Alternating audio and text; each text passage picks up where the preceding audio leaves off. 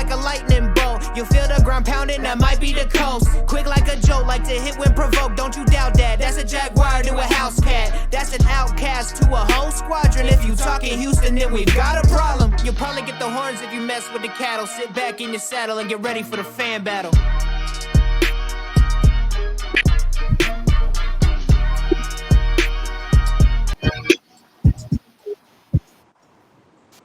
Hello. Welcome back to another episode of the AFC South Fan Battle Podcast.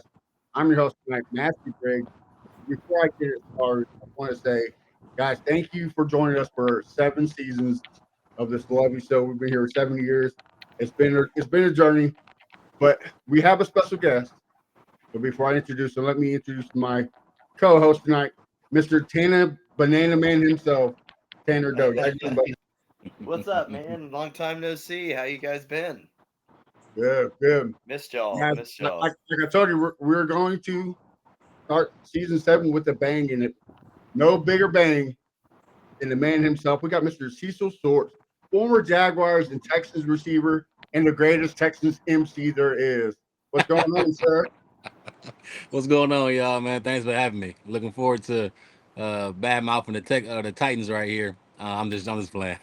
I knew it. I knew it. I had a feeling this was an ambush for some reason. No, I'm just playing. I'm gonna sit here and drink my RC Cola while you're sitting here and insult me.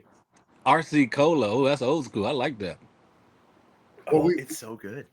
Me and Tanner. It's a weird story. Me and Tanner actually went to high school together. When I moved from Houston, I moved up here to Kansas, and he's a Titans fan, and I'm a Texans fan. It's kind of weird. We became friends with that big a rivalry. So, but we stayed through ever since high school, and now we're here. That's awesome. Yeah, no, That's man. cool. And it's awesome because we've actually also been able to catch a Royals and Astros game too. So Oh, in Kansas City. yeah. So there's that little bit of rivalry too because man, we caught that dub that day too. That was fun. It was a walk-off too. It was a Moustakas home run that went right over our heads. Oh, that's special. It was That's awesome. special. But Cecil, we forget to tell you that was the year we won our first World Series. So I won at the end of the day. So yeah, I get you. So you won the whole thing. You know what? I'm perfectly fine with that because I got to see my Royals get a World Series before. So you know what? You have yours. I got to see mine in person. Well, let's get to the football situation. Cecil, since the other two commentators didn't want to show up and they're lame, we'll start with them. Starting off with the Colts.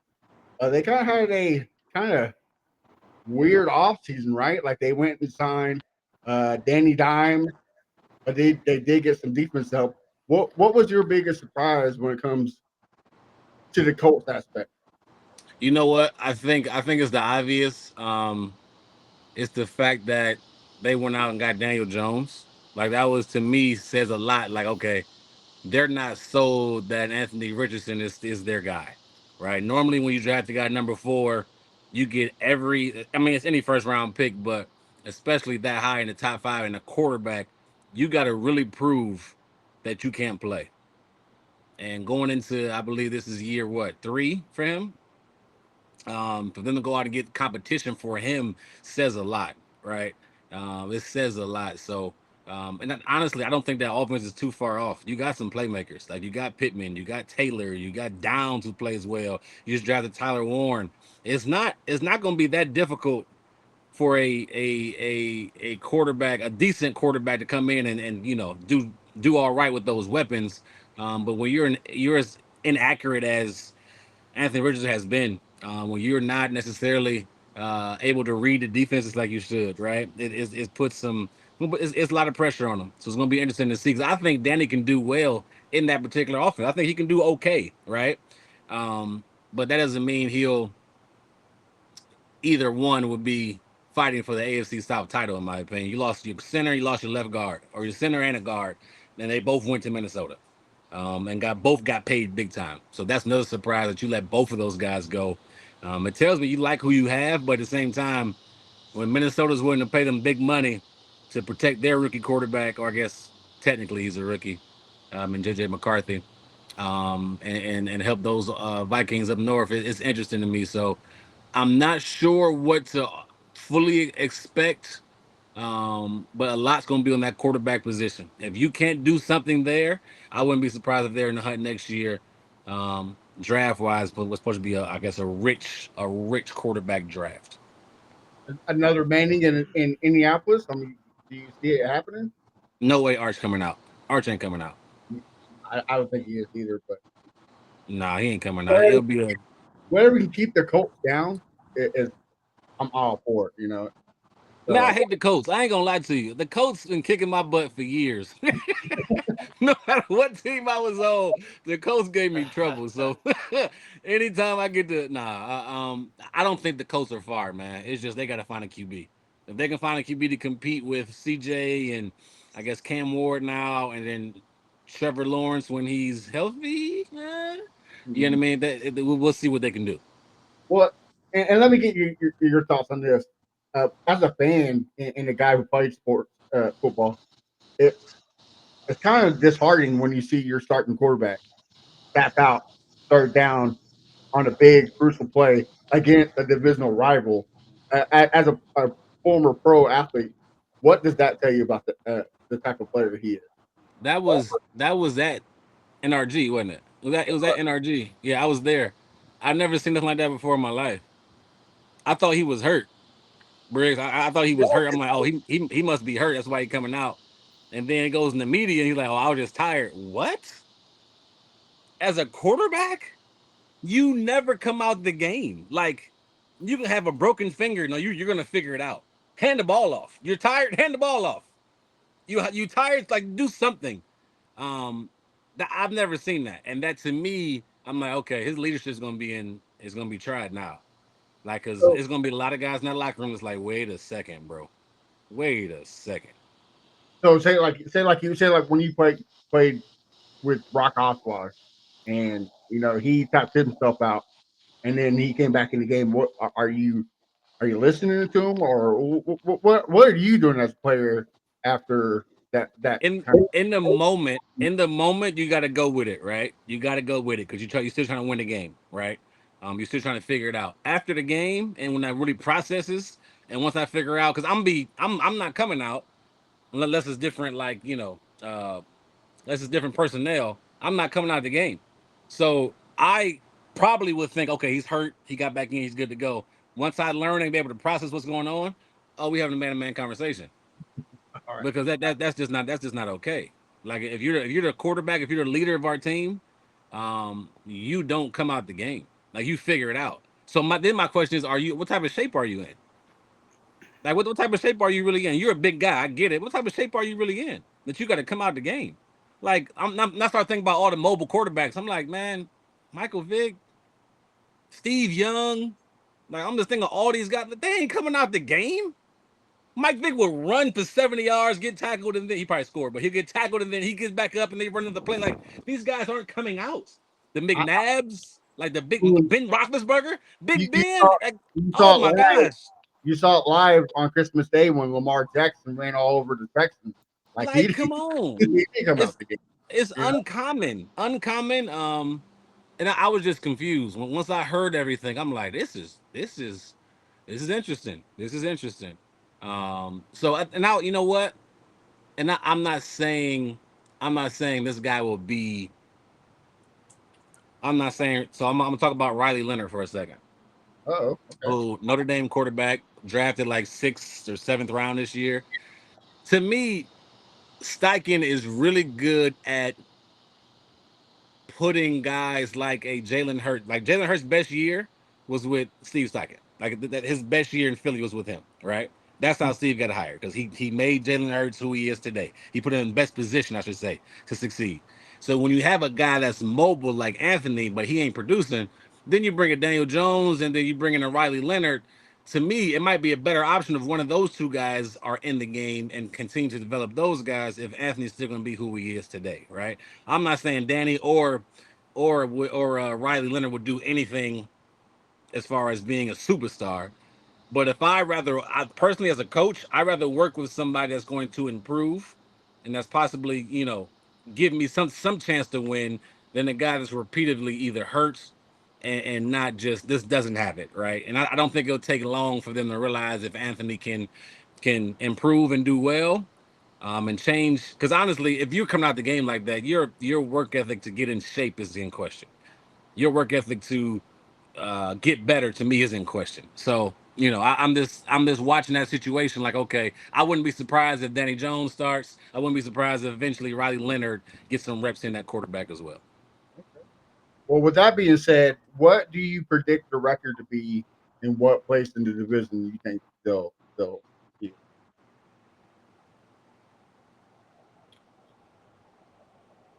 What was their record last year?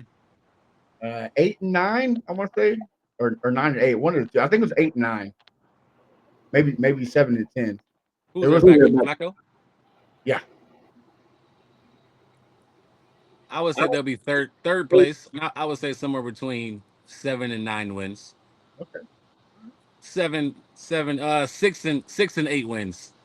6 and 8 wins. I would say that. Tanner, I would say they'd be third. I kick to you, bro. What's your thoughts on the Colts? I mean, first off, I don't know. Is this the first podcast that we've had since the Jim Irsay thing? Like, Oh, I totally big Oh, holler about that. Like, yeah. Prayers. I didn't even think about that. Thank you for reminding me. We did one on the Texans show, but this is the first good call one. on that. Good call. Yeah, big shout out to the Colts whole organization and everybody. I mean, I know we kind of crapped on him a lot and stuff, but like at the end of the day, you don't need to see that. So. Yeah, absolutely. But man, I'm right there with you, and like I also have to kind of sit there and be like Cam Ward opted out of that second half of the bowl game, and I'm just like, oh, I know what you're saying about this leadership stuff, and I get him trying to save himself obviously for the draft because I mean he'd already broken a record and everything like that, but I'm also kind of like that doesn't look good. And so that's different though. That's different. It's a way. It's yeah. He didn't just like throw in the towel because he's just like that was I'm tired. planned. Like, Yeah, like I'm tired. No Like, offense. The bowl game didn't mean anything. Yeah, and that's what sucks. I miss when bowl games meant something. I guess I'm a purist of like, man, like the bowl games were the pinnacle for a while. It seemed, other than obviously, but. I guess I'm just a purist, and I know that the way that things have changed now, it's more of a business than it is almost. But yeah, it just anyways, no, I'm 100% with you on that because I remember when that happened. It kind of reminded me of the Matt. Who was that pitcher that started doing the crybaby thing, like when he was like doing the sad face, like pouting when Bill Kelly. Yeah, that was the first thing that kind of came to mind when he went to the sideline. I'm like, oh, he's gonna cry, like, oh, like seriously, come on. I'm 100% there. How do you have your front man just It kind of reminds me of the scene in The Longest Yard when he just kind of like threw a couple interceptions. He hangs up his, I'm done. And it's just like everybody's kind of giving him the side eye. And I'm just like, oh, dog, I bet that's how that was in that locker room, man. I'm not saying it would change. It would be any different because quitting is quitting. But in that game, Cecil, you were there. It was tied at halftime. Like, it was in field goal range. So like you're giving up when you have a chance to go for the win, like ahead going in halftime. Because once you go in halftime, you got that lead. Like it's a different pace, right? Yeah. So, it made no sense at all. It's like, excuse my French, but what a wiener! Like,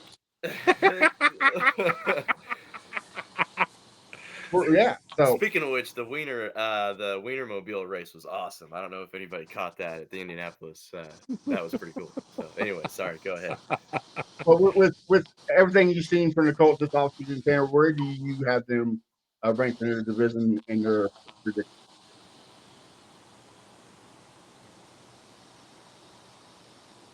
You asking me? Yeah.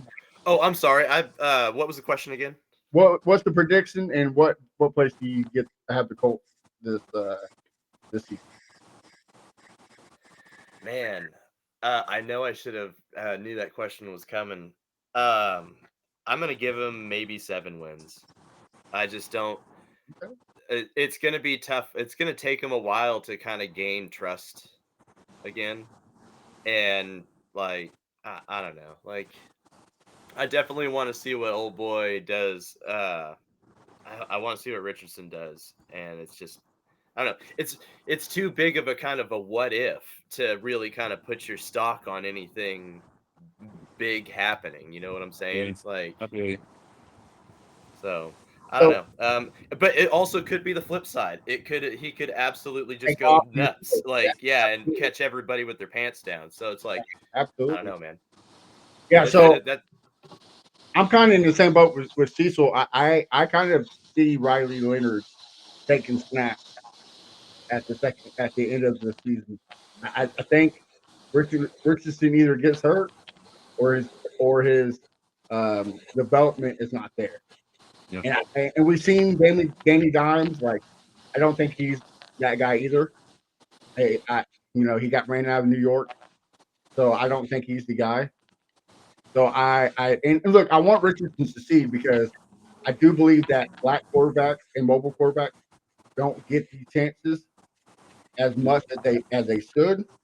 So I hope the best for him. I just don't see it, and that kind of the other than Michael Pittman and Tyler Warren, the rookie and Taylor, their weapons ain't there to carry them. So I got them winning top 6 wins, but the bottom 4 wins, and I see them last place in the division. Oh, you see them last. Oh wow. Okay. last. Yes, sir. Oh, oh, I'll take that as kind of a compliment. All right. I figured you like that one, Taylor. I figured you like. Oh, I was like, "Where's my sign?" There it is. all right, let's jump into Cecil. Let's start with you again. The Jaguars. They look like they have pretty good offseason. What do you see from the Jaguars aspect? I thought the trade up in the draft was interesting. They gave a lot up to Cleveland, right? They gave a lot up to Cleveland, and that's unlike how Jacksonville has done things in the past, right? So you can see the new GM and the new head coach really taking chances, right? And they're a different crew together. They're young. Um, they are. It's like almost like a mad scientist, and it's like they're like evil superheroes or something. If that makes sense, Right. like them together, hearing them talk. You know what I mean? Like mad scientist type. They're gonna take over the world. So it's interesting. They gave up a lot, but they believe in Travis Hunter, and I think when you believe in somebody and you want them bad enough, you go get them, and that's what they did. So I'm happy with what they did there. It's going to be scary for defenses. BTJ, Brian Thomas Jr. He's the real deal. He's the real deal. Now you got Travis Hunter on the other side. You let go of Christian Kirk, traded him to the Texans, but you still got Parker Washington in the slot. I'm interested to see what ETN can do. Not sure. He's his contract year. Usually, contract year guys try to really, really show out and get that big second contract. I'm just not sure if they're going to use him like maybe he once was. 2 years ago, he was outstanding. I mean, he was killing it. Then last year, he dealt with some injuries. So it'll be interesting to see how he does. Um, I'm trying to think. I'm trying to remember what they did on the defensive side of the ball.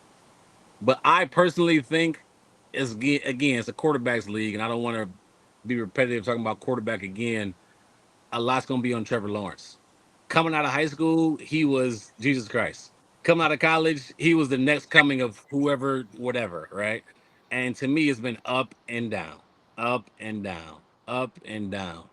Can he live up to his contract? Can he live up to who he's supposed to be? Because I think his time is ticking. There's a new GM. There's a new head coach. If they don't like and love this kid after this year, to me, there's nothing holding them back from saying, okay, let's just let him go. Let's send him to Pittsburgh or send him somewhere else. Like that needs a quarterback, right? And they can go out and get one somewhere else. But a lot's Yeah, gonna be on Trevor Lawrence. you're still able to get a high draft pick or value out of him, right? He's still Yeah, relatively young. yeah, So yep. He's still under what 26, I think, or something like that, 27. So, or under 27. So it's gonna be hard because to me, with Jacksonville, they're my wild card. Like they could be, to me, they could be really good and compete for the AFC South, or they could be really bad like they were last year and be in the top five in the draft again. I just don't know what you're going to get. And I think when you look at Liam Cohen and what he wants to bring to the table, he's going to bring some fire. He's going to bring some excitement. Travis Hunter is big time. Oh yeah. Well, Like he's big time. well, Tanner's wife, Samantha Doty, she did not like that comment there. She said the Steelers. She's a diehard Steelers fan. She said the Steelers do not want him. Is that the wife? That is the wife. Yeah. So is Steelers. Her office is in the other room. It's got the Steelers and stuff hanging up. Titans. Yeah. Okay. Living Hold on, living in Chiefs Kingdom. Living. Oh, y'all got a hard life, man. It's Hey, the Steelers need a quarterback though. I don't know. Ask your wife what the heck were they doing. Aaron obviously is not going to play. I'm assuming. Maybe Will Howard's the answer. I don't know, but that's AFC North conversation. There it is. Right there. There it is. Kansas State. Will Howard. But yeah, Jacksonville's interesting, man. I'm torn on what they would do and how will they end up. Okay. My guess is that they will be exciting to watch, especially with Travis Hunter.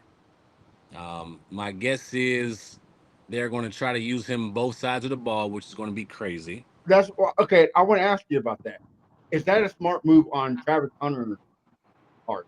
Like I know it's a somewhat smart move on the Jaguars' part because he is a weapon on both sides. But I mean, you're gonna play 60. You're gonna play that long? If I was Travis's dad, I probably would say stick to one side because of longevity. Right. For the Absolutely. longevity. I mean, in college, he wasn't practicing that much. Like he was having to sit out because his body was so worn down from playing so much, right? 100 plus snaps a game, whatever it was, 120 snaps a game is crazy. So for longevity, and it's hard to tell a 21-year-old that, right? Well, and also it's like the level of play. Like the guy on the other side of the ball that's big boy ball. And I'm not knocking on college ball at all, obviously, but I mean, those are the all-stars. Those are the Yeah. best of the college. Like it's gonna beat him up a lot more than what it was in college. He's a smaller frame guy too, right? Yeah. Going up, Like, could you imagine going Nico Collins all game long? I mean, come on, man. That's a little so rough. I do think it's if they're going to do it. This is the thing. It takes so much effort and time to focus on one position. Absolutely. They're going to have to be extremely intentional about his practice habit, not have practice habit, his practice time, what days he's going to watch film with the defense, what days he's going to watch film with the offense, how much time he's going to be in there. Is he going to double up on certain days? Because each day is like labeled and you know exactly what you're doing. But if you're playing both ways, that's twice as much film, that's twice as much studying, that's twice as much plays and things you have to remember on the field. And the best players are free thinkers. They're not overthinking on the field. They're letting things come to them. So it's going to be interesting. To that, actually, do you think that they would possibly maybe dull the playbook down to maybe make it a little bit more simpler for him to learn, and then that would possibly kind of sacrifice on the actual play? They have to. I think he'll focus to be on offense. This is my assumption. His focus to be on offense because they want to give Trevor Lawrence every opportunity to show he can play. And run a So lot his of focus to be on offense, and then he'll play like situationally on defense. And they'll make it simple to your point, like, hey, you know, we're in 11 personnel or 3 receivers out there, you'll go play the outside corner. You're going to play man coverage, right? Just make it easier on him. Does that make sense? Yeah. So he'll have to study, like, okay, who's going to come to my side if that's the case or whatever the case may be. But it'll make it. They have to make it easier for him. Otherwise, he'll struggle big time. Okay. Well, now, with that being said, what is your predictions for the Jaguars and what's happening? Oh, that's gonna be tough. Man, shoot. Yeah, you know what? I'm gonna go out on the limb. I'm gonna say they're gonna finish number 2. Ooh, They're gonna finish number 2, and they're gonna win 10 games. They go 10-7. okay. 11 being the ceiling, and then 9 being the floor. But I think they'll be good enough to compete. I think they'll be good enough to show out. So I say 10-7 because 18 weeks, right? So 10-7, number 2 in the division. Tanner, you want to go? Or you want me to tell you mine first? Uh, I'll go. I'll go really All fast. right, It's gonna be quick. Don't worry. go ahead. Um, I personally think that the Trevor Lawrence and Hunter experience is not going to work the way that they Ooh. expect it to. I think that, and don't get me wrong, I think that Hunter is going to be great in the NFL. I just think that something is gonna like go awry. Like either Hunter's gonna get wore out too fast, or Lawrence isn't going to produce the numbers that they're expecting him to produce.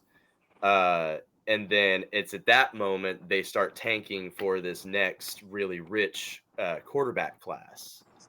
So it's like I said, I feel like they might have an early in the season hiccup, and then they're just like, well, we tried our best with Lawrence. We're just going to go ahead and just ride this ship until the end of the season, and then pick somebody up in the draft on it, and just kind of go for a high pick in the draft.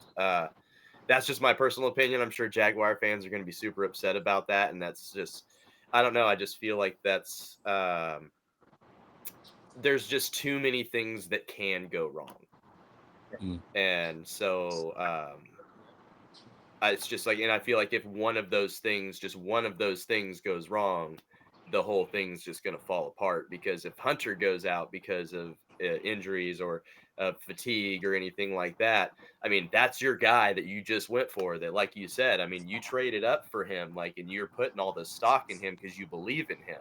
And if something happens to him, man, that's gonna just disorient the whole thing. And or on the flip side, we have a repeat of Trevor Lawrence, just loving to throw to the other jerseys, and then they bench him, but they were kind of banking on Trevor Lawrence to work well with Hunter. So when you don't have that duo, then it's just gonna be like, all right, well, high draft pick, uh, gonna get a good quarterback next year. So, I mean, I could be very wrong about this. I don't know. It just kind of sounds like a Jaguars thing to do. You know what? So I guess there's a little bias there. I saw a statistic the other day. The first 60 games, and they put up Trevor Lawrence's stats, and it was like passing yards, touchdowns, interceptions, QBR, all that stuff, right next to Daniel Jones, And it's similar. Yeah, and it was identical. It Mhm. was yeah. identical. So I agree. This is gonna be a telling year. Well, They're giving him a plethora of weapons. Like, hey, go out there, prove you can do it. If not, I'm with you. He's gonna be. I think he's gonna be gone. and you can't you can only blame coaching for so long. Like you can Yeah. only blame the failed Urban Meyer, all that Yep. stuff. Like, Yep. so I mean, yeah, you're absolutely right. This is going to be a put up or shut up year, and I personally think that it's going to be a kind of a shut up year. Send him to the Steelers. Get him out of there. Get him out of there. He's already got the golden locks. They'll go great with the golden and the yellow and the black. Yeah, they're there. Well, I guess I am the odd man sitting out. Well, Oh, here, hold on. yeah. Last in the division, 3 wins. Ooh, And 3. unfortunately, I feel like one of them is going to be against us, and I don't know why. They just do. They just somehow Wow. know how to. well, It's like, one is against Indy because they can never lose to Indy in Jacksonville. So that's okay, we'll go 4 wins. Top 6, bottom 4. well. I got the Jags actually improving this year. Um, I I see why everybody is on the Trevor Lawrence take, but I also know there's some key factors, right? Like he's never healthy, always getting hit. The offensive line, him and CJ Stroud have to do something with their offensive line. They have to take them out to dinner or something because they do not ever block for that dude. So Don't get me started on offensive lines. We got. yeah, I know. Yeah, for real. But I think the Jaguars addressed that this offseason, and they also. I'm a big believer in scheming fixes a lot of issues, and that coaching from Tampa Bay. I mean, look what he did to Baker Mayfield. Make him look. I mean, elite. Make him look like where he was supposed to when Cleveland picked him up. Now, who's to say that's Baker Mayfield's doing to make him look elite? We don't know yet. So this is the true test, and I think that's going to help him. Brian Thomas Jr. to me is a top 10 receiver. Like he's right there at the cusp of bottom 10. So with Travis Hunter, I think it helps. So I say they win 9-8, barely missing the playoffs because the AFC is so stacked. I don't think they make the playoffs because the AFC is pretty rough. So, but I got him in second place. Oh, okay. So we agree on that part. Yeah. Okay. I mean, Jerry already knows who I'm gonna pick in first place, but speaking of first place, let's go ahead and talk about your team that you work for, Cecil, the Houston Texans. How do you like their offseason?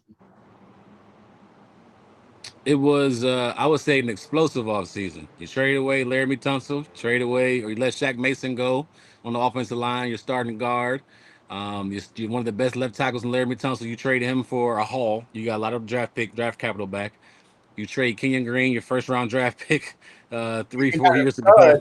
You got a stud out of them, right? Like you got CJ Gardner Johnson for him. You pay a lot of guys, and Derek Stingley and Daniil Hunter and Jalen Petrie. And then the draft was, to me, was outstanding. You address offensive line a tad bit. I thought they would do a little bit more, but I'm trusting Nick. That's what I got to be able to trust him. I think he does. Nick Caserio, the GM with the Texans, has proven enough. Like, hey, I know how to draft guys. He drafted Nico Collins. He drafted Jalen Petrie. He drafted C.J. Stroud, Will Anderson. He's hitting on a lot of guys, right? Yeah. Kalen Bullock, Kamari Lassiter, Christian Harris, Henry To'oTo'o. Like, I can keep going. He's hitting on a lot of guys, so I'm trusting him. I thought their offseason was fantastic. I think a lot is going to ride on Nick Caley, the offensive coordinator. I truly do. It's going to him never calling plays before. We don't know, as media, as fans, as anybody, what type of offense he's going to run until we actually see it. Right? We can have an idea, maybe be a mix of some Patriots when he was there, a mix of some Sean McVay. But it's going to be interesting to see how things line up there. But I thought they did a really good job this offseason. I thought D'Amico made some tough decisions. He let go of one of his good friends, and what's the offensive coordinator, Bobby Slowick. He let go of Laramie Tunsil. Like, that's hard to do. Like, Tunsil right now is probably a top 5 left tackle in the game. But because they didn't think he fits what they're trying to do, they made the hard decision to let him go. That tells me they're not scared of anything.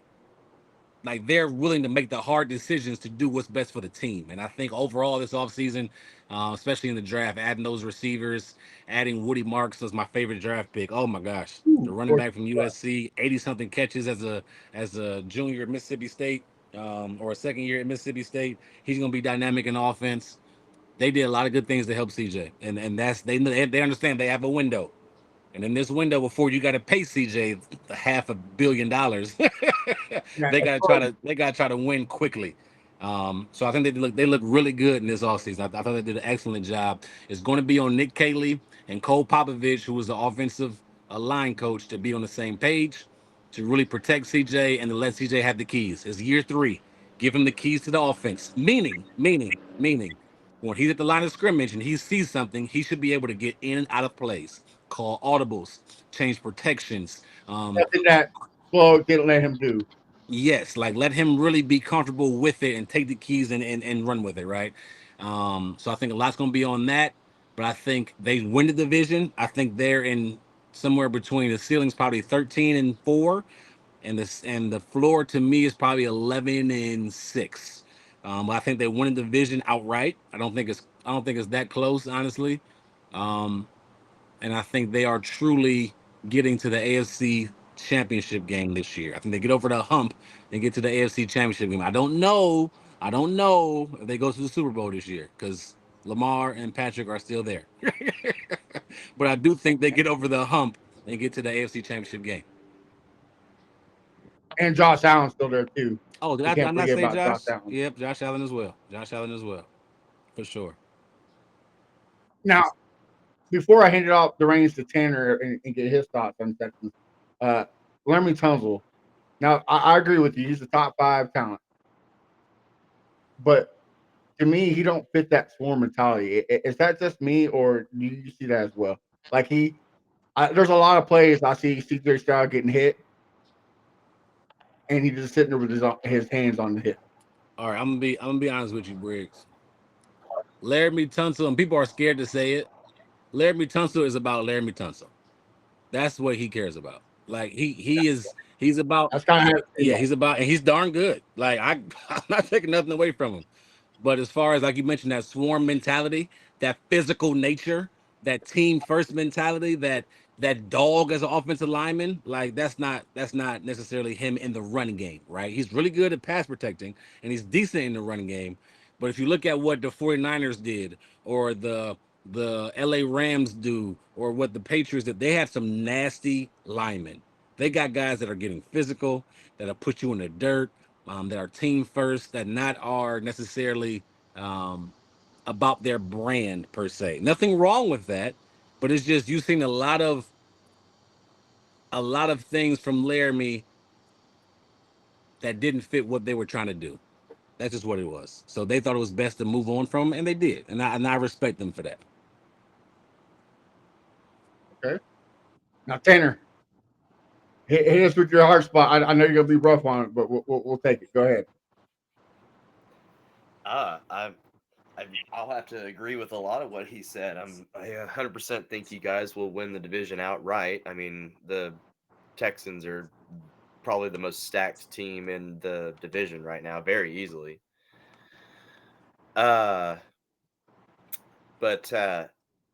Yeah, no, 100%. I think that CJ Stroud, it's time for him to go ahead and just take the reins on just being able to make the play calls kind of at the line there, because I think he's a very smart quarterback. I mean, you see him getting flushed out, you see him making plays that, it's just kind of crazy to see him do. Like, it's, people, I feel like everybody's kind of like looks at all of these like acrobatic plays that Patrick Mahomes does, and they kind of turn a blind eye to some of the things that CJ Stroud has done and is capable to do. So, man, it's gonna be real. I'm gonna call the Texans fun and feisty this year. I think they're gonna be really fun. Like they're gonna be really fun to watch. You guys have a lot of weapons, and I hate saying it, man. I love dogging on you guys, but I love dogging on anything Houston. Honestly, at this point, I mean, that's got blue blood in me. So, but. I absolutely see you guys taking the division. But my thing is, it's like, I really like at that point, I would want you guys to finally get to where you want to be or needed to be, like get to the AFC Championship game and stuff like that. I don't even honestly think that it's about you guys choking anymore. It's just almost about bad luck. Like, it's like, how is it possible that you guys haven't made it there yet? Because, I mean, there's been so many years that you've had teams capable of doing it, and then all of a sudden, it's kind of like for the longest time with the Ravens with the Titans. It's like, for some reason, coming to the playoffs, if we were playing the Ravens, you might as well chalk it up as an L. Like, until like recently, obviously, but like for the longest time, it's just, even going into that game, I was pretty skeptic because I'm just like, oh, it's the Ravens, here we go again every time. But I just don't know how you guys haven't gotten there yet, and you guys are due for it. Honestly, you guys, and let's just say honestly, if you guys don't get it done this season or next season, I think that window closes for a little bit. That'd be interesting. Yeah, that'd be a conversation for sure. Yeah. So what's the predictions then? So you guys put in AFC. I'm gonna give them 12 to 14 wins. Like that. I mean, they're let's be real. The division's kind of probably the most laughed at cupcake division. So, like, at least, especially last year, I think we had one of the worst win-loss records in the NFL. Like, as a division, as a whole. So it's like, man, there's 6 automatic wins right there. Like, or sorry, yeah, 6 automatic wins. So math. Um, I know how hard it was for you to say that, Dan. So I appreciate oh, I mean, it. this, But so I'm a fan, but I'm not a simpleton. Dang, that's pretty obvious that you guys are gonna run a train on this division no, this season. I get 110%. So I'm going to have to say we can do a lot. If a lot depends on like Cecil said, the offensive coordinator and Cole Pop. A lot of people sitting on the offensive line, which they have a right. I mean, nobody knows. But CJ's rookie year 2 years ago, we had a top 13 offensive line, and guess what they were? They were makeshift offensive line like it is now. So if we can produce anything close to that, we'll be okay. But I agree with Cecil. It's all about CJ taking the reins. But I'm also going to say D'Amico has to coach them. There's a lot of games where it seemed like he was playing for the clock instead of for the win, like the Detroit Lions game. How are you going to pick off Jared Goff 5 times and lose? Oof. and lose? Right. Green Same Bay. way you sack Joe Burrow 9 times and still lose. Right. And still lose the game. Exactly. And just like the Green Bay game, we could have won that game, but we were playing for time. You got to play for the wins instead of for the clock. But I think that Kansas City game left a bad taste in D'Amico Ryan's mouth. I think that's why Bobby Slowick got fired. I think a lot of things happened for that reason. So I think I say we're going to do 11-6 because we played the AFC West. It's tough. And man, the AFC West, yeah, it looks It's pretty tough. tough this year. Yeah, and then we played the NFC It's West, tough. and they're tough too. So Heavy as that, I say you 11-6. wanted to win the division so bad, so now you get all the hard guys No, I next get it. season. Hey, So have fun. I'm fine with it. Iron sharpens iron, so I'll go with it. But I say 11-6 because I think the last game don't matter. We make the playoffs, but we don't play the starter, and we lose to the Colts. That's the floor. The ceiling, I can see 13 wins, maybe. But the thing, too, Tanner, I can tell you why we don't make it to the AFC Championship game. Because we always have the number 4 team. Yeah. And we go into places like Baltimore, Kansas City, Buffalo, where it's -3 degrees, and we don't do good in -3 degrees, and we come up short. So we got to get that home field advantage. You got to get 1 or 2 seed. Number 2, at least number 2. You get top 2 seed. And I tell you what, the defense is so. I ain't talking about the defense. You are so set on defense, not barring any injuries, right? But you are so deep on defense from D linemen, even your interior D linemen. You brought back Mario Edwards and those guys, Foley, like your linebackers, your secondary. Like it should be no excuse that you shouldn't get to the passer, you shouldn't stop the run, and you shouldn't create turnovers. Like you are setting yourself. And then D'Amico, like this is supposed to be your realm. Like defense supposed to be your realm, and you spend a lot of money on this defense, like a lot. So they better produce. But yeah, I'm with you. Yes, that's a great point by you. They keep getting the 4 seed. If you want to be able to not travel to Kansas City or Buffalo or Baltimore, you better get a top 2, at least a top 2 seed. That's true. Yeah, you spend that much on a defense and you don't produce. That's a big man. moment. Man. Like, oh no. I will say this. This is going to be my hot take of the year. I will say that this defense will be the best defense we've seen in a while. I will say it's going to be. I think it's going to be Legend of Boom type of defense. Like I think it's going to be that great. Really? Okay. We'll see. I mean, you got shutdown corners, you got amazing safeties, and then you got Will Anderson and Daniel Hunter. Boy, like you said, barring injury, it's gonna be a tough time for the defense or for the offense when you play the Texans. So I will say that offense, I don't know, but defense is gonna be pretty Pretty Sure. great. I see you with the smile there, Tanner. You don't agree You got with it, me? dude. No. You're right. I mean, you're right, but it's also kind of like, I don't know, Legion of Doom. I don't know what that is. But yeah, you're right. They're gonna be good. Like, that's why when you said that, I was like, all right, you got it, dude. I mean, if you look at the Oh roster, no, on you paper, have dude. On We paper, know on all paper. about how on paper things look fantastic, and then it just, You got to prove it, but on paper they look good. blows up my face. yep, Yeah, yep. blows up in my face. I know. I get it. You Look, said it was a I hot was there take. for You that said it was a 2000. hot take. Well, that's fair. So I get it. All right. Last but not least, we got the We don't got to Titans. talk about them. We can just move on. We can just move on. Oh, this book. All right, well, not yet. All right, Cecil. Well, first, hold on, Cecil. Before I I'm get gonna your mute take myself. on their offseason, do players really care about the Houston Oilers colors and all that when it comes down to playing? Ooh, that's a good question. I think it depends on which player. I think it depends on where they from. Because like if guys aren't from Houston and understand the background, I don't think guys really know. Does that make sense? Guys really understand what's going on. Yeah. Or if they haven't been a part of the organization in a while, they don't really know, right? Um, as as you know, anybody that grew up here is what I'm learning, or is from here, it's a thing. Like it's a legit thing.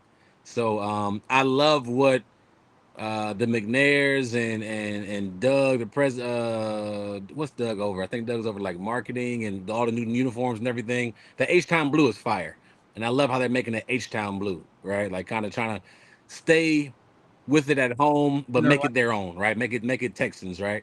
Because there's some diehard that was they Oilers and they followed they followed them to Tennessee, or they kind of stayed Oilers fans and went to another team. So it's definitely a thing in the city. It's just on the player. I think it's player to player basis. If they're from the city, if they have any background to it, how long they've been in Houston, you know what I mean? And I'll be honest with you, a lot of guys they care if the city cares. Like so, if they drafted me and I'm here and or pick me up and I'm here, all right, we care, yeah. And we don't like Tennessee, all right, cool, let's go beat Tennessee in our H Town blue jerseys or whatever, right? And Tennessee's so petty. Oh my gosh, they're so petty. Like so petty. Wearing the Oilers the week like 2 years in a row. Like, come on. Um, it's funny to see. It's funny to see like the back and forth on social media from the organizations, the back and forth from owner to owner. I love it, man. But the city Yeah. cares about it for sure. Nah, so like I do care about. That's what got me into football, right? Earl Campbell, baby blue jerseys, like that dude was a beast. I love me some Oilers, but I'm one of those Texans fans that are not going to. The world is ending that the Titans are wearing the colors, right? Like I get it. Tennessee don't have enough culture. They got still some ours. So go right they ahead. coming Still our at you. culture. They coming at you. It's okay. You can steal my culture. It's all right. I appreciate it. Anything to say, Tanner?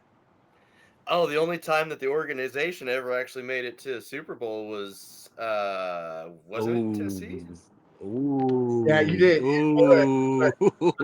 So the only way for a Houston football team to win an AFC championship game is if they move to Tennessee. Oh.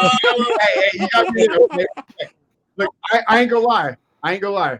When we drafted Eddie George, I was like, ooh, man. The man. And then we got Steve I McNair. fell in like, love with him when they were in Houston. oh. I get it. Like the salt's there. Like I'll rub that a little bit. It's fine. Like I'm not mad.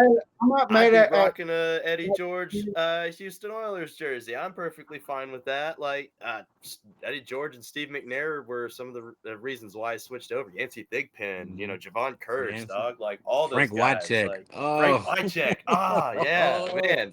Desmond Mason. Oh my gosh, so many Sonic guys. Lake Baronis, just throw him in there too. I know he was a little bit later, but dude, that You know guy what's was crazy? a champ. I remember watching. What's the kickoff return for a touchdown? They threw it back. What's that play call against Buffalo? Oh, the Music City Miracle. Yeah, I remember watching that live. Like, there's no way. What as a kid right? going crazy? Like what? Yeah, Well, that was and special. I was sitting there kind of on this like was it forward? Was it like then like they're like, oh, it went straight across. Like, count it, count it. Yeah.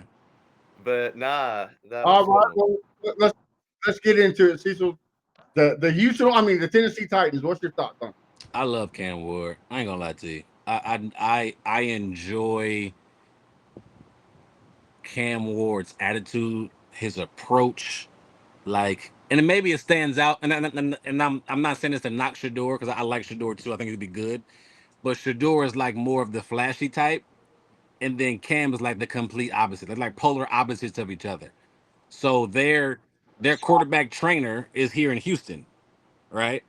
Um, so I get to see. I just seen some things and heard some things from these guys. Nothing but good things. Um, but Cam is about his business. Like, everybody says the same thing about Cam. He wants to win. He's a heck of a competitor. And then when you watch his film, first of all, his story is amazing. UIW to Washington State to balled everywhere he went. To the number one pick's amazing. I think it sounds like a $47 million guaranteed contract. Good for him. But he reminds me of a McNabbish. He reminds me of a Steve McNairish, his body type. He can literally make every single throw on the field. The only knock I had on him from watching film is he holds the ball a little bit too long at times, because he trusts his arm so dang on much. He trusts him, so he's so arrogant in a good way that I can make every single throw, right? And at times he did. He was that dang on special. Um, it's not a throw we can't make. He's accurate. He has a heck of an arm. He's a dog. He's mobile enough. He's thick. He can stand in the pocket. He can move outside the pocket and create. I just love that. He stands out most to me because you need a guy to believe in. And he's not gonna impress you with or with his, maybe his, how do I put this? He's not gonna be super flashy, but he's gonna be about his business. He's gonna win ball games for you. And that's what I think Tennessee wants, right? So I love that pick for Tennessee. I think it was a no-brainer from the jump. I think he looks like a number one overall pick, right? Um, I think people sleep on Tony Pollard. I think people sleep on him. I think he had a sneaky good year last year. I truly do. Um, I think what they have in the offseason was decent. I think there's still some pieces away from being competitive for the AFC South title, but they're building in the right direction. So I do love, again, the Cam Ward pick. A few of their draft picks I thought was cool, but I think they'll be in the 3 range, somewhere between uh, 6 to no, no. Wait. I take that back. I have them 4.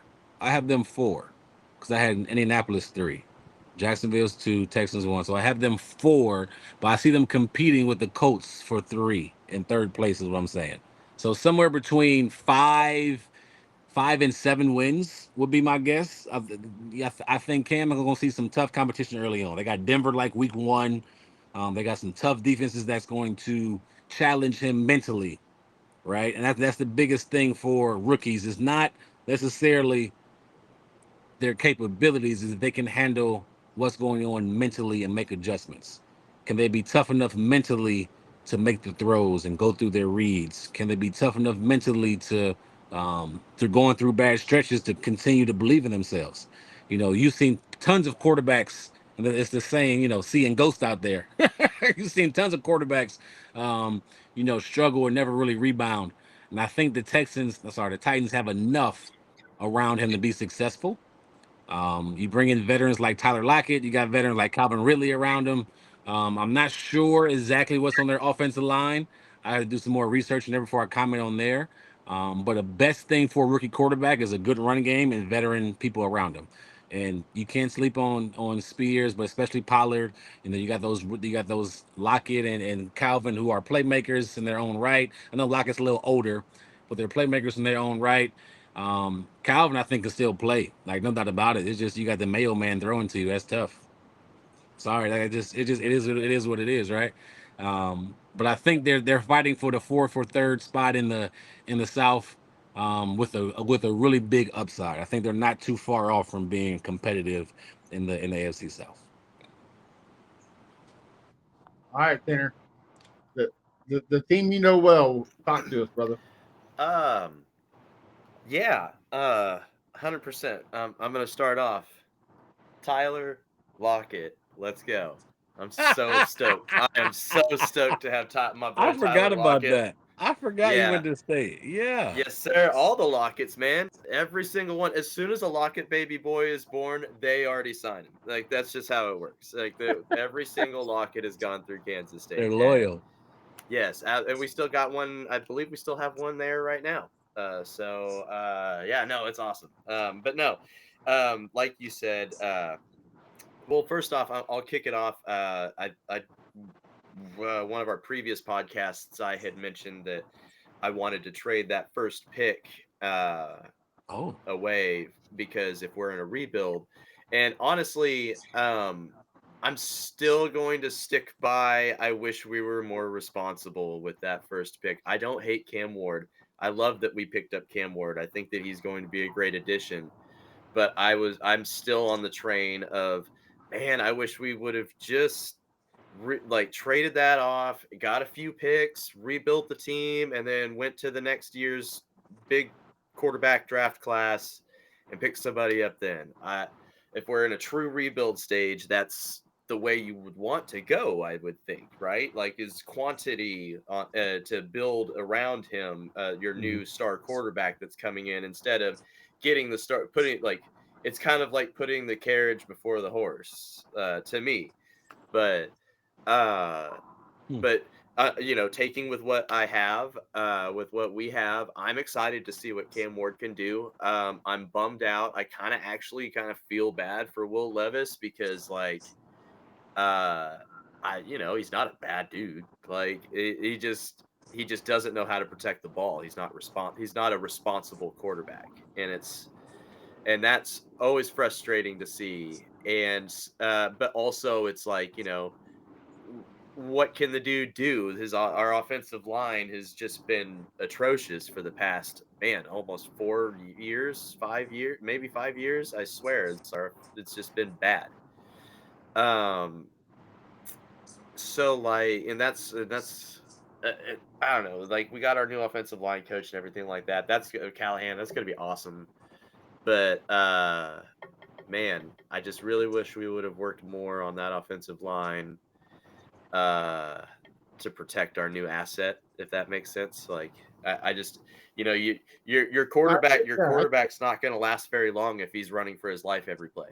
He's not. It's like not everybody is CJ Stroud where they can just take off on or a Lamar Jackson where they can just take off on a dead sprint and they're gone. Yeah. Like if your quarterback is scrambling, I don't care if you have the greatest quarterback of all time coming out of college. If he's scrambling every play, he's not going to last long. I dig that. Like I said, given with what I have with Cam, he has every weapon that he needs out there to be able to make the plays happen if he has the time. If he has time in the pocket, he's going to be able to make things happen because like you said, like Tyler Lockett, he's a little up there, but he's still got legs. And Calvin Ridley, he'll still be able. One of them is going to draw double coverage, period. I promise you, either Calvin Ridley or Tyler Lockett is going to draw double coverage on any given play. So that's going to make it to where, not as many people are going to be able to rush the edge. So, and I think that was the biggest problem too, was we really didn't we had Calvin Ridley last year, which he was doing okay. But other than that, who did he really have to pass to? Nobody was getting open.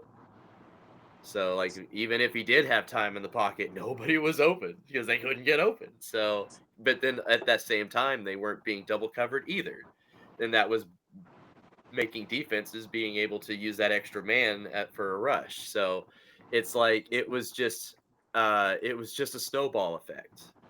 So I said, it's it's all about you got to just build around your boy, and we have the weapons that he needs on offense to be able to make plays happen. I'm sorry, I have a bird clock that goes off every hour. It's an old man thing, so I'm sorry, it's tweeting right now. I do not have an actual bird in my house. But so no. Like I said, I love the pick. I love Cam Ward and everything, and I really hope that we do everything that we need to do with him. I'm just still concerned about that offensive line. Once I see that he's able to sit in the pocket for more than 2 seconds, then I'm gonna be like, okay, well, we might be doing something here. But right, with well, that, given as bad as I think that the Jaguars are going to do, and as bad as I think that the Colts are probably going to do, I'll give the Titans second place in the division, but only getting about 8 to 9 wins. Like, but I don't know, man. And then on the defensive side of the ball, like, we can make things happen. Like, we had an outstanding defense, and it's just like, man, we just turning the ball over on offense. It's like you can't have the defense out all the time trying to make plays. That's impossible. It's impossible to win. yeah, So absolutely. I don't know. There's a let me lot ask of you what this. ifs. Yeah, Let me ask you this: if they win 8 to 9 games this year, that's a win for y'all, huh? I think so. Absolutely. Yeah. Actually, and it's funny because at work I was working. I bartend. I was at work today, and I actually had a couple Titans fans come in, so I was able to kind of trying to talk with them a little bit, and they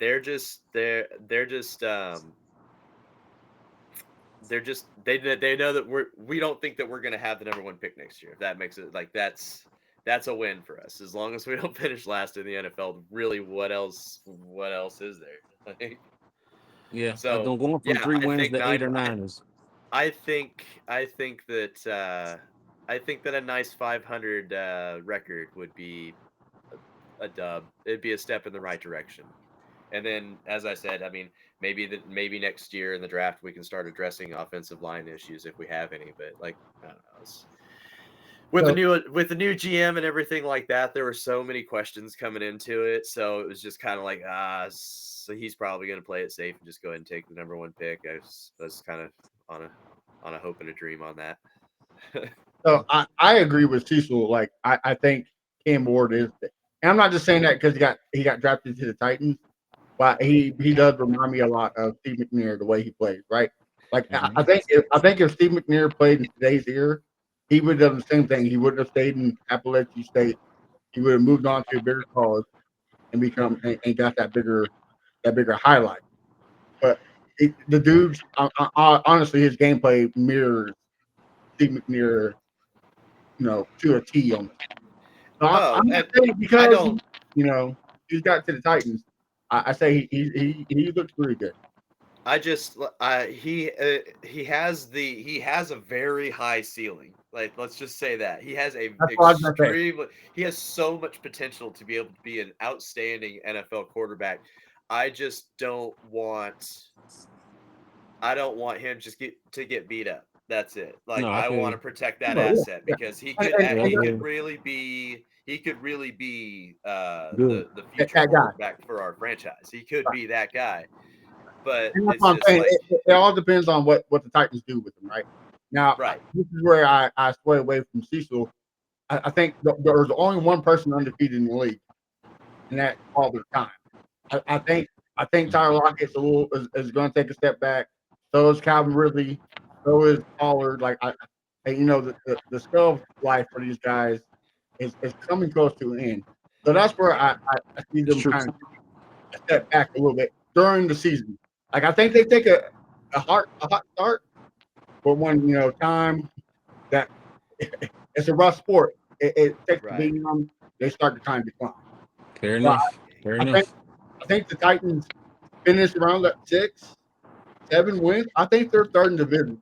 I think they take a climb, and because they got a lot of they got Gunnar Helm, Texas tight They end. did in Texas, yeah. They got Cam Yeah. Ward, best friend and receiver from college, Gasper or whatever. Xavier, yep.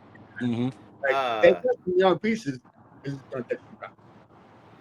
Yeah, no, 100%. And, like, and I'm not trying to, like, sound pessimistic at all. Like, I'm very optimistic on this season.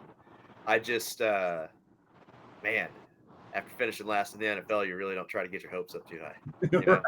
No, I don't think you're pessimistic at all. I think you're realistic. Like when you have in a perfect world, you want to bring a young quarterback in to a good offensive line, to a solid core on that offensive line. And like you said, I've been a part of teams where we've ruined quarterbacks. I was a part of Jacksonville where it was tough for Blaine Gabbert to get going because he didn't have the pieces around him, right? He had all the Right. talent in the world. And thank goodness he was able to win a Super Bowl or two being the backup, and he played some good football after that. But it's hard coming in and you don't have the pieces around you, whether it's O-line, receiver, whatever the case may be, um, coaches, whatever the case may be. It's hard for a young guy, right? So I've Cal, seen it firsthand, man. You gotta have some type of pieces around him to protect him, and you gotta have the coaches to be patient with him and really help develop him. yeah, the same. Like, I mean, I know it's not quarterback, but Calvin Johnson at the Lions, like they just kind of wasted him away. Like he was an outstanding player, but it's just like, man, that team just wasn't going anywhere with him. And Andre Johnson, J.J. Watt. Like I know where you're getting at. Like I was there too. Like yeah, it's every just team. and it sucks because it's like you're sitting here and you want them to do great. You know they're capable of great things, and it's just like, dog, you just unhitch that last train car, man, and just the one with a broken wheel, and let's just get this train moving. Yeah, yeah. But 100%. And one guy, and I've been hyped up about him since all last year was Tajay Spears. I like Tajay Spears. Like our little running back, man. He's quick. He doesn't have any ACLs, but he's quick. Yeah. Well, I watched him scorch K-State when he was playing for Tulane. Like I was like, oh yeah, this dude's going someplace, and then he goes to the Titans. So I was like, all right, okay, I'll take it. well, we're about to end the show, but before I got a question for you, Cecil. Now you've been on the Texans fan battle with me and my boys Prince on them. We kind of got a heated debate in the chat. Do you think J.J. Watt is a top four who Houston sport figure in all sports? All sports? Yeah. You say top four? Top four. So basically, Why like specifically four? basically like the Mount Rushmore. You're saying basically the Mount Rushmore. Oh, the Mount Rushmore. That's okay. All right. Yeah. That is tough. So specific? I don't. Ooh. I got to say yes because there's only three people that have 3 Defensive Player of the Year awards, and that's Lawrence Taylor, that's Aaron Donald, and that's Justin James Watt. And there's only one defensive player that got robbed from the MVP, and that's Justin James Watt. Like he should have won the MVP thing. I see what you're saying. But if you're doing Mount Rushmore, I'm assuming Hakeem the Dream Robinson or Hakeem is up there, right? So that's one spot gone. Your only Texans Hall of Famer, Andre Johnson's up there. 2. So that's 2. Do you go with Altuve and then J.J. Watt? Altuve? Yeah. I mean, he won MVP and brought the first World Series win. I'm gonna. I would go with Warren Moon over Altuve. Like, well, that's a little biased. Well, but Warren Moon's never won. Watt's definitely in the top 4 because right. I swear he's the only person that anybody ever cried from any organization when he got hurt. I was in Kansas City when I was watching that Texans Kansas City game, and even the Chiefs fans were over there because of all the stuff that he did for the hurricane relief. Like literally right before the season started, I think it was when that happened, where he like donated and all that money and stuff. Like as far as like a name is concerned, JJ Watt is gonna ring in everybody's ears immediately. Is Altuve the best Astro? I would say he's tied behind him and Craig Biggio. I think he's a Hall of Famer. But the difference between Craig Biggio and Altuve is won an MVP and got 2 worlds. I know it's a team sport, but still, he's part of the team to bring the first World Series ever. JJ's in the conversation, and he's not in the conversation only because of his on-field play. The community loves him. Yeah, Absolutely. Like the community loves JJ Watt for what he's done in the community, right? He was huge in the community. Um, so to answer your question off the top of my head, I would say yes. He is on the mount. He was top four I like athlete in Houston. I like how you said Akeem's number one because I mean I'm Oh okay. man, I'm okay not drafting Bolden for Akeem. Like Hakeem is special, man. I grew up in Ohio and know all about Hakeem the Dream. So yeah, My he's grandpa, my number one for grandpa sure. Golden actually pitched for the Houston Colts the back in 45 the Colts. day. Okay. That's pretty cool. Pitched for the Colts and then he pitched for the Dodgers. And so when the Astros and Dodgers went to the World Series up in Topeka at the local newspaper, they interviewed him like, "Who you going for?" He's like, "Baseball." That's pretty cool though. Well, Cecil, man, thank you for coming on. It's been a pleasure. Why don't you tell everybody where we can find you on social media and what you got cooking? That way we can support you. Oh man, appreciate that. Appreciate y'all having me. On X or Twitter, whatever you call it, C Shorts the third, C Shorts III, and then on Instagram, um, Instagram is this is my full name, Cecil Shorts III, Cecil Shorts the third. If you can follow and like all the Believe in Texan podcasts, where we can talk about Texans specifically. We actually have a new co-host coming. We took a couple weeks off the last few weeks, but we got a new co-host coming to join me for the upcoming season. So that'll be a lot of fun. On Believe in Texans is on all the spot wherever you get your podcast at. You can find it on there, as well as the Ultimate 216. So I'm from Cleveland, Ohio. So it's a big. The Ultimate 216 is all about the Guardians, all about the Cavaliers who choked a couple weeks ago in the playoffs, and all about Joe the Pacers, right? Cleveland Browns. Oh man. So yeah, you can follow me on those things and support me there. Really appreciate y'all having me on. And please, I want to do this again soon. So let me know. Sure. We definitely have to have you back on. You have a wonderful night and stay blessed. Cecil, it's been a pleasure, my friend. All right, Tanner. Now tell everybody where they can find you on social media, what you got cooking. That way we support you too, brother. I'm pretty boring. Facebook. That's about it. I'm just one of the admins in the old group, the AFC South Facebook fan battle group, and yeah, no, you'll see me it's kind of quiet because it's off season, so not really a whole lot to say around those parts, but trust me, you'll definitely see me active around there. So thanks everybody for being a part of this. Me and Matt, I remember, he's mentioned something at the beginning of the show, at the top of the broadcast, that how long we've been doing this, and we wouldn't be able to do it without everybody. Me and Matt, when he reached out to me to make this group a long time ago, it was me, him, and then who was the Colts fan? Alex Perez. Alex. Yeah, Alex, and then the Jags was Sam. That's right. Oh yeah, that's right. Sam was OG. I was like, oh man, I was trying to remember who that was. No. It started out with four of us, and then it just took off thanks to you guys. Like, so thank you, all the fans. It wouldn't be a fan battle without the fans. It would just be a battle. So, really appreciate you guys. Thanks for sticking around, and add your friends, man. Add all of your. If you ever go to a tailgate, be like, hey, check these guys out. They do a bunch of banter stuff, and then they got podcasts, and it's pretty cool. Without that, we wouldn't have the podcast. We wouldn't have the network. Yeah, we wouldn't have great memories like having a NFL football player be able to talk football with them. Like who gets to do stuff like that? So yeah, no, that was cool. Exactly like Tanner said, it's all because of you guys. I'm going to try to talk Tanner starting the Titans podcast. I doubt it'll happen, but we'll see. Maybe I got another kid on the way, man. I got another kid on the way, so I got to focus on that. I feel you. I feel you 100%. Got a baby boy coming, so I know, right?